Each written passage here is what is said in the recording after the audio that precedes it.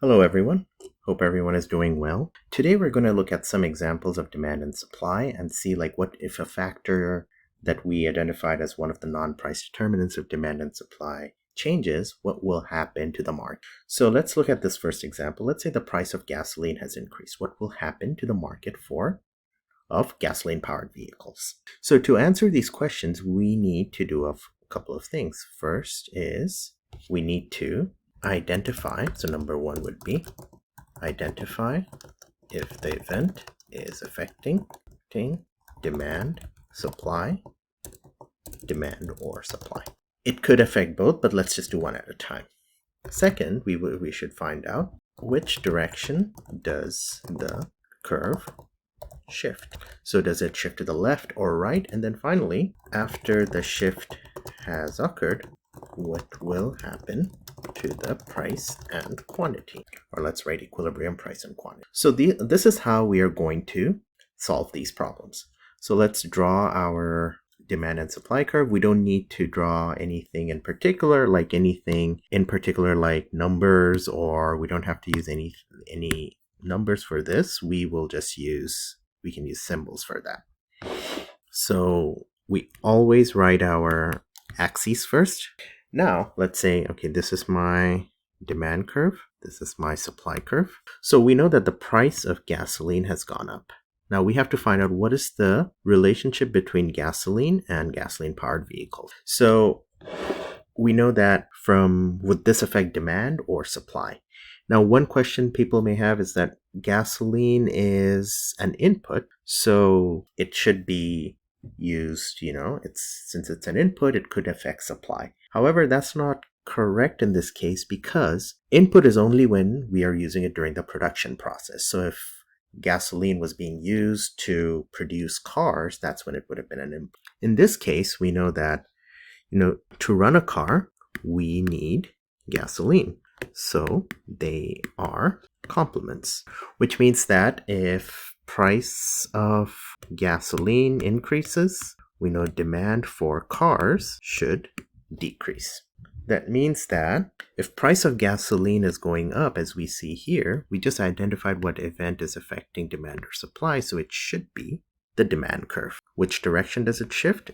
Demand will shift to the left. So demand decreases to D prime. Now what will happen to the equilibrium price and quantity? So if I look at before, if this was my equilibrium price, it fell. If this was my equilibrium quantity, this is now Q star. So how would we write this? So instead of writing it this way, we can say, so gasoline is a complement to gasoline powered cars. An increase in the price of gasoline will then shift the demand curve for cars to so demand shifts from D to D prime. Supply we don't know anything about supply changes yet, so supply stays the same. Price falls, or we can say equilibrium price falls from P to P star. Equilibrium quantity falls from Q to Q star. So let's look at another example. Let's say we copy this and we move down here to this one. And let's move this down so that we can just focus on this one for now. So the price of tomatoes have decreased. What will happen to the market for tomato sauce? So now we know that, okay, tomatoes are used to produce tomato sauce. So then tomato is an input. It is used in the production. So then we can say, if we draw our demand and supply curve, so the first thing we do is price and quantity, and draw a generic demand curve and a supply curve.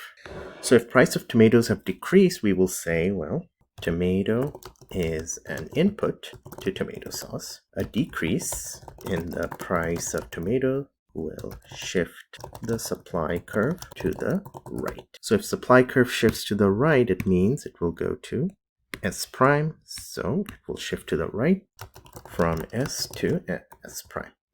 Demand stays the same. So now we can see what happens to price initially. Let's say this is the price and quantity. So P and Q. Now my price is at P star and quantity is at Q star. So we see that equilibrium price falls from P to P star, and equilibrium quantity rises from Q to Q star. So one is falling, the other one is rising. Now let's look at the third one and the last one. The income of people have increased. What will happen to the market for vacations? A normal good. Let me put in this here so we know what is happening. So first we have to, let's just move this down here. So we have to identify what event is happening.